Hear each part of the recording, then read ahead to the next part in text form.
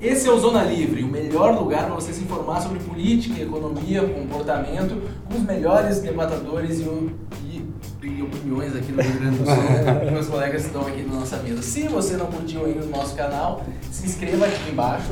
Não curte lá no Facebook, se inscreva aqui embaixo, que agora a gente está fazendo a perspectiva de 2018 dos assuntos que serão mais quentes aí nos próximos meses. E entre eles está a reforma da Previdência.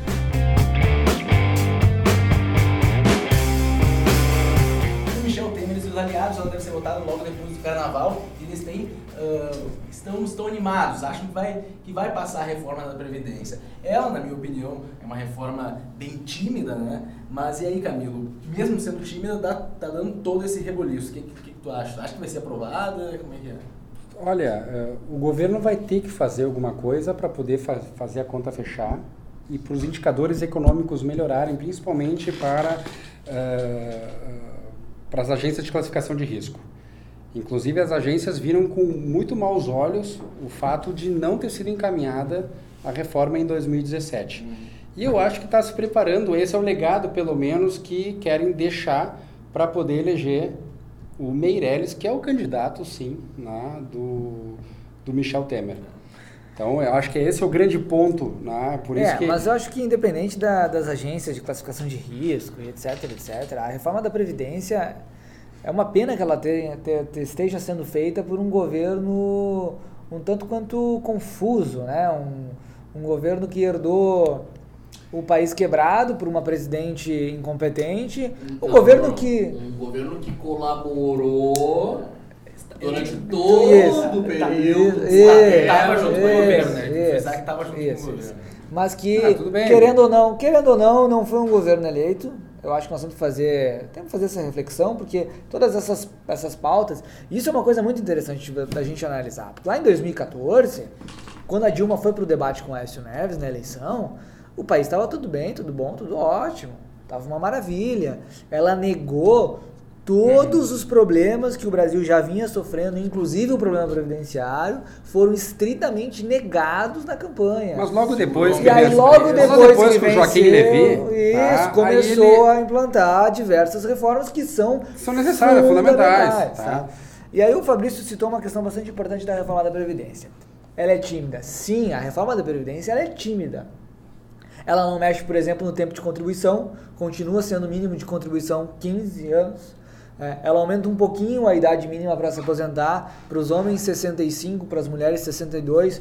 Outra coisa que está errada, nós não é atacando a Previdência que a gente resolve, por exemplo, a questão da dupla jornada da mulher, que é um fato, mas não é na Previdência que se compensa isso. O que tem a ver com Previdência isso? Não tem nada a ver com Previdência, nada a ver justamente com Previdência. Isso. E o principal, a reforma da Previdência que está sendo pautada agora é fundamental, é importante, mas ela é um suspiro, ela é um respiro, porque ela não ataca o problema do sistema. Como é que funciona a Previdência hoje? A Previdência hoje, ela é basicamente um sistema de repartição simples. Ou seja, eu, o Camilo, o Fabrício, o Carlos, o Douglas, nosso editor, contribuem para a Previdência, esse dinheiro vai para pagar os aposentados. A conta não fecha. Aqueles que contribuem... E para manter o sistema. Tem um custo de administração do sistema inteiro. Tem um custo. Além disso. Aqueles que contribuem e aqueles que recebem, essa conta não fecha. Isso é matemática básica. Tá? Aí o que aqueles que dizem que não tem déficit da Previdência fazem? Como a conta não fecha há muito tempo... Posso só incluir uma coisinha nesse raciocínio aqui que tem tudo a ver agora? Pode. Que é, aquele que é do INSS, ele recebe a mais do que ele contribui por ano, por assim dizer, coisa de R$1.500. E aquele que é dos regimes próprios de previdência, ou seja, do funcionalismo, ele tem um subsídio, como eles chamam, e que o que ele recebe excede o que ele contribui na ordem de R$64 mil. Então, acho que sim, é importante, fica mais claro. Isso, é importante citar que com certeza o maior déficit está nos regimes próprios do funcionalismo e não no regime geral. Há uma larguíssima margem. Sim, há uma larguíssima margem. Mas o fato é que não fecha a conta. Aqueles que dizem que é mentira que existe déficit da Previdência, o que eles fazem? Como não fecha a conta, o governo começou ao longo do tempo a instituir tributos, impostos para cobrir esse déficit. Essencialmente são contribuições: PIS, COFINS, Contribuição Social sobre Lucro Líquido. Tá? São os 3 grandes impostos que incidem sobre o faturamento das empresas. E antes que você diga que os empresários têm que... Sim, uma parte sim. E antes que você diga que esses impostos são as empresas que pagam, empresa não paga imposto. Empresa repassa imposto. Quem paga é o consumidor final lá na ponta. Mais ou menos. Em tese tu estás correto. Mas quando a gente tem, por exemplo, um sistema que ele cobra imposto sobre o faturado e não sobre o regime de caixa, acontece sim em alguns determinados setores do mercado da empresa vender o produto, faturar, não receber, mas a empresa passa a ser devedora daquele imposto. Mas sem entrar então, isso não é uma verdade absoluta. Mas sem entrar em muitos detalhes, a regra geral é essa. Então foi sendo criados esses impostos para cobrir esse déficit. Então hoje existe um setor, que em geral são os setores do funcionalismo mais afetados pela reforma, que dizem não tem déficit, porque tem os impostos que cobrem o sistema. Bom, o sistema ele não pode ser sustentado com impostos, ele tem que ser autossustentável. E as aí, contribuições das pessoas que vão se beneficiar do sistema. E aí que está o grande ponto. Por isso que eu digo que essa reforma é um paliativo. Enquanto a gente não mexer a fundo no sistema e transformar o sistema de previdência em contas individuais capitalizadas, onde cada indivíduo é responsável por realizar a sua poupança para o futuro... Inclusive escolher o tempo que quer se aposentar. Claro. O governo não tem que dizer quando eu vou me aposentar. O que vai dizer quando eu vou me aposentar é a minha própria poupança futura. E aí, claro, somado com a poupança de todos os indivíduos que estão contribuindo, ela vai render muito mais... E é evidente que o INSS também tem uma questão de seguridade, então caso a pessoa venha a falecer, venha a quebrar uma perna, venha a quebrar um braço, tem um seguro embutido, isso tudo pode ser feito de forma livre. Os planos de previdência privada têm isso. Isso, pode ser feito de forma livre e espontânea. Então enquanto a gente não atacar isso, que é a desfuncionalidade do sistema, porque o que acontece? Todo mundo sabe, o meu pai, eles eram em 5, os meus avós eram em 10 em cada família. Hoje sou eu e minha irmã.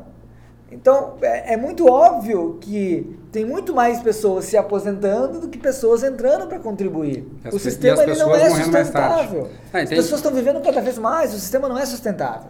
Então, só para concluir, enquanto não se atacar esse problema de fato, nós vamos continuar a cada 10, 15 anos fazendo uma reforminha da Previdência, prolongando o problema para o futuro. Tem 2 pontos assim que é importante colocar.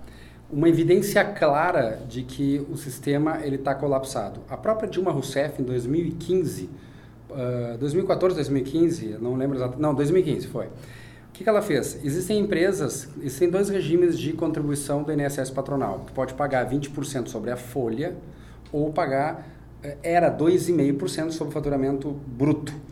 O que a Dilma fez? Ela aumentou no início de 2015 de 2,5% para 4,5% sobre o faturamento para as empresas que são optantes por esse regime. Ora, se a Previdência não fosse deficitária, por que o governo Dilma Rousseff teria dado um tarifaço ao ponto de quase duplicar a alíquota de INSS patronal das empresas optantes pelo regime de percentual sobre faturamento? Esse é um ponto. Uma outra coisa que vem muito na discussão, da questão previdenciária, descolando da questão matemática, que é, querendo ou não, gostemos ou não, é a questão que deve nortear a discussão. Porque aqui nós estamos falando de uma forma de pegar dinheiro das pessoas e redistribuir. O critério ele tem que ser essencialmente matemático. Não é por justiça, por gostar mais, por gostar menos ou coisa do tipo. Mas, por conta disto, algumas questões são levadas em consideração, como, por exemplo, os índices de mortalidade. É muito comum pessoas que, contrárias às medidas aí que estão sendo propostas, para as datas a idade limite de corte, que em determinado estado no interior do Nordeste a pessoa morre com 60 anos, com 62 anos, 63 anos. Então, por consequência, ela não vai gozar da aposentadoria. Só tem um detalhe, para poder fazer esse tipo de inferência, é fundamental considerar no cálculo aqueles que se aposentam. Não faz sentido utilizar um índice de mortalidade considerando todas as pessoas do país, porque, afinal de contas, a mortalidade infantil, por exemplo, puxa para baixo a idade. Mas essas pessoas Não contribuíram. Não contribuíram um centavo, elas não fazem parte do sistema. Sim, o que vale vale depois que a pessoa se aposenta. Depois que se aposenta. Ela tem de sobrevida. De sobrevida. Então isso quer dizer que a idade, quando a gente faz essa discussão, a idade vai para um patamar muito superior do que realmente é. Então a questão é a seguinte, todos os países nos últimos anos, você pegar o caso da França, o caso da Espanha, o caso na Alemanha, todos eles sistematicamente têm feito o quê? Aumentado a idade, porque existe hoje uma questão que, eu me lembro, meu falecido pai dizia que o maior inimigo da Previdência era a medicina, porque as pessoas estão morrendo mais tarde. Tá? Eu não estou querendo dizer que as pessoas têm que morrer antes, tá? Vamos deixar isso bem claro. Tanto que meu pai faleceu, eu queria que ele estivesse vivo. Né? É positivo isso, né? Tá. Mas é uma relação... Mas é uma relação, é do ponto de vista das contas, é um problema. E a gente tem que pensar nessa solução. Agora, vamos lá, voltando para o caso aqui. Esse governo, ele tem um mérito, tá? Eu estava até assistindo um vídeo nesse final de semana do Ciro Gomes, onde ele começa criticando a reforma, deslegitimando o atual governo por conta de toda a circunstância, a forma que ele assumiu, né? Foi golpe, não foi golpe. Assim, francamente, eu tô nem aí se esse governo ele é golpista ou não é, ou ele é legítimo ou não é. Eu quero que ele faça a coisa certa.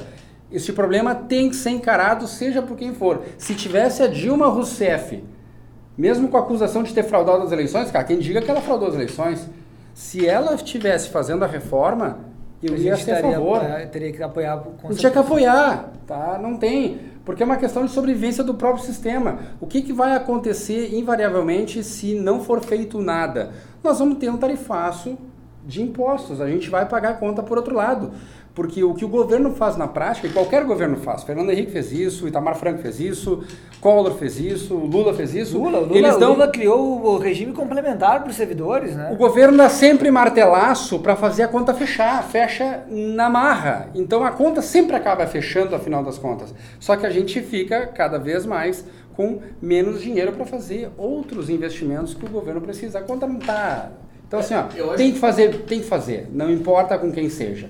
Esse é o ponto. Concorda, mano? Eu concordo com o que está sendo colocado. Eu só colocaria alguns raciocínios em outras palavras, que é a questão. O sistema de previdência, até ele começa, pelo que eu li superficialmente a respeito disso, ele começa na Alemanha. Bismarck. Isso, governo sob a autoridade do Bismarck, em que determinadas categorias profissionais, às vezes até por meio de associações e sindicatos, eles criam as suas próprias caixas, né, de previdência e de seguridade. E como que acontece o financiamento aí? O financiamento acontece pelo dinheiro dos trabalhadores e mais tarde, com o desenvolvimento da história, se criou essa ficção em que o empregador ele faz uma contribuição também. Cá entre nós sabemos que essa contribuição sempre sai do empregado.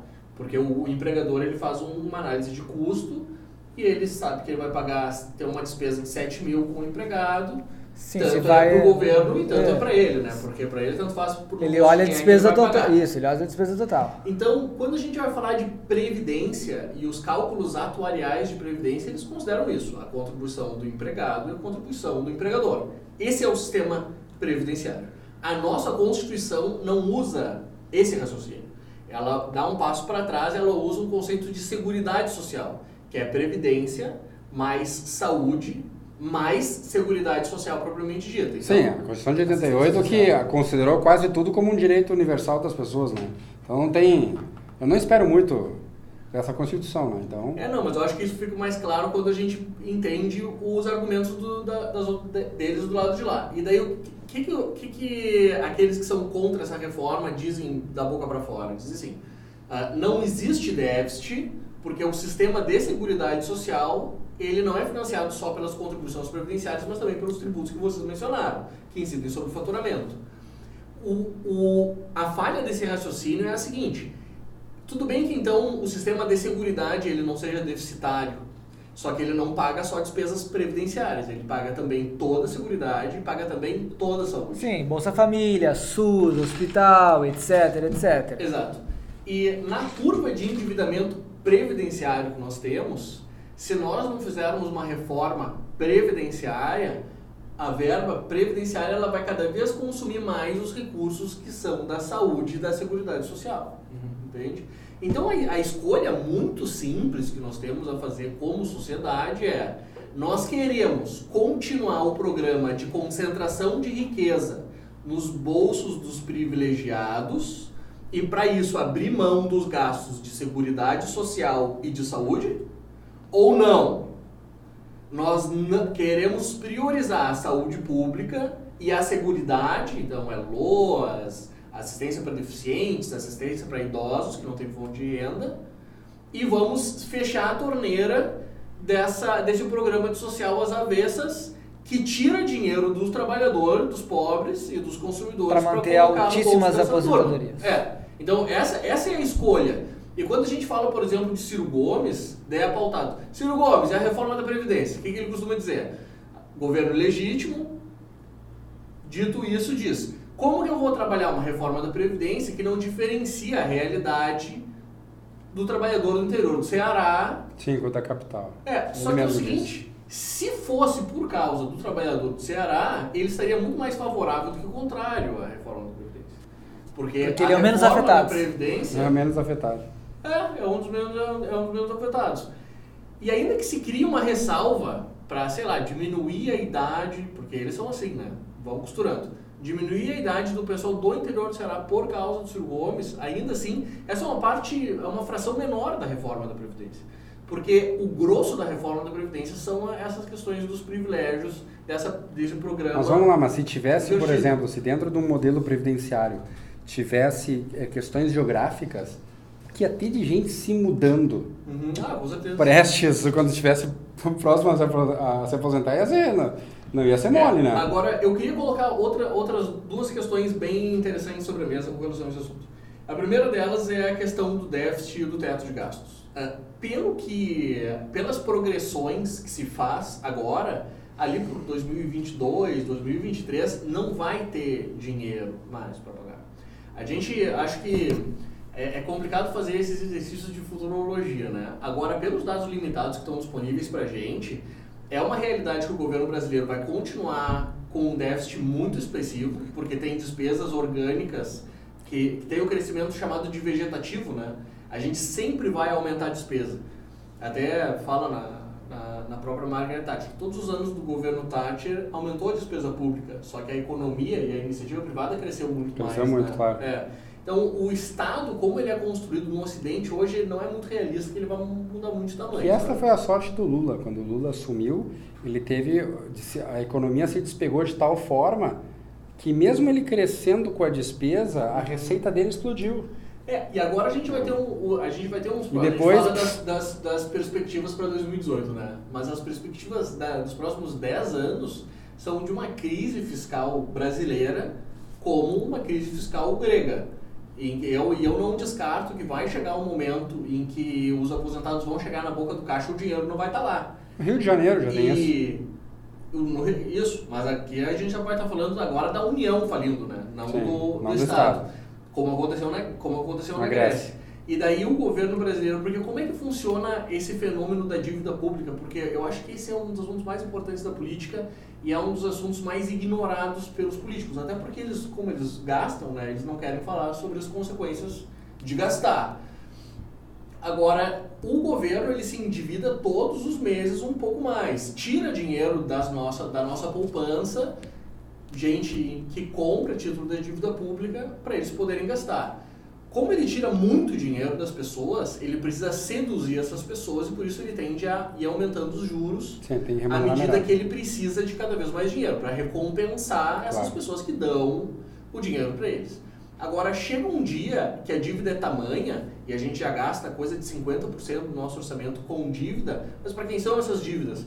É para o fundo de aposentadoria, sabe? Então, não, esse papinho de vamos parar de pagar a dívida, tem que me dizer pelo menos, bom, como é que tu vai pagar as contas do mês que vem então? Se tu não vai mais... Porque quem é que vai emprestar para alguém que está em moratória? Quer dizer, não consegue mais rolar dívida nada, né? E o que tu vai fazer com todos os fundos de pensão que dependem do recebimento, do pagamento dessas dívidas públicas para pagar as suas respectivas despesas? E mais, o que tu vai fazer com os bancos e com as seguradoras que têm parte expressiva do seu capital em títulos da dívida pública como âncora da sanidade das suas contas, né? E aí é importante fazer um parênteses, né, para as pessoas não dizerem, mas são os bancos. Não, porque esses títulos estão lastreando depósitos a prazo de milhões de poupadores, pequenos poupadores, sim. Que estão investindo seu dinheiro em CDBs nos bancos e que seriam prejudicados. Então, vamos pensar, o Bonamigo, ele faz um seguro de carro. A seguradora, ela tem parte do capital dela em títulos da dívida pública. Se no correr da carruagem a empresa ela começa a ir mal nas pernas, a SUSEP intervém, vende isso e paga os lesados, entende?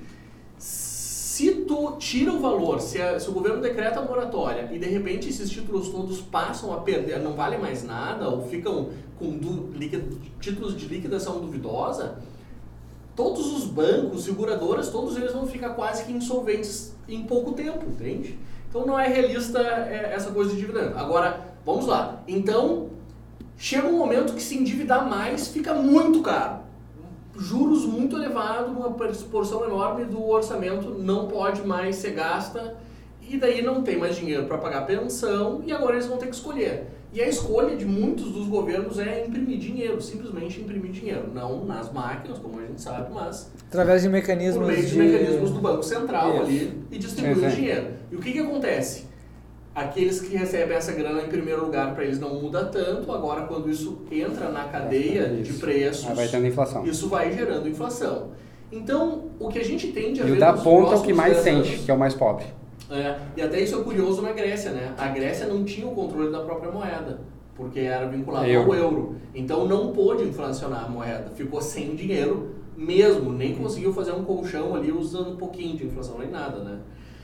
Então, o que a gente vê no futuro do Brasil é que na ausência de uma reforma que venha efetivamente a pelo menos chutar lá para 2050 essa situação de calamidade, a gente vai ter uma dor de cabeça incrível, inclusive porque hoje em dia a maioria dos fornecedores de órgãos públicos, eles já têm como realista a inadimplência desses órgãos, né? Tu pega, quem é que faz comércio com a Prefeitura de Porto Alegre, com o Estado do Rio Grande do Sul, o Estado do Rio de Janeiro?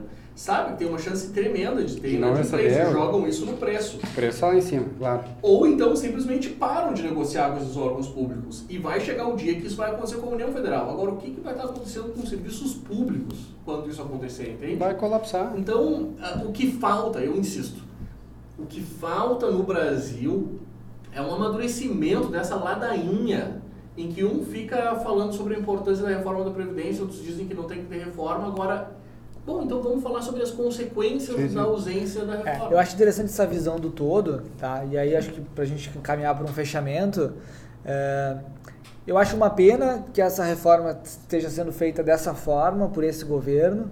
Hoje mesmo a gente viu a nomeação da nova ministra do Trabalho, a senhora Cristiane Brasil, cujo grande feito dela é ser filha do Roberto Jefferson, aquele mesmo, delator do Mensalão, que continua mandando no seu feudo, o PTB. O Ministério do Trabalho é um feudo do PTB.